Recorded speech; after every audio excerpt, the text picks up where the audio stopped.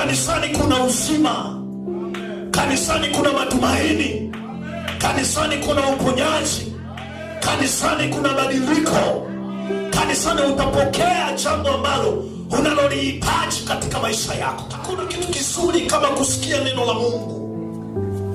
Neno la Mungu ni Yesu mwenyewe. Linaposikika mahali popote, lazima kuna kitu kinaumbika. Unajua Yesu ndiye muumbaji. Mwanadamu wa kwanza aliumbwa kwa neno. Sawa sawa? Yeye neno ndiye ambaye aliyemuumba mwanadamu, akampulizia pumzi, akawa kiumbe hai. Yeye ndiye stadi wa kazi ambaye ni Yesu Kristo. Maana yake anatuonyesha ya kwamba yeye kama aliweza kuumba mwanadamu na kama aliweza kuumba vitu vyote, maana yake tukiweka neno lake ndani yetu, kuna vitu vinaumbika na vinajengeka.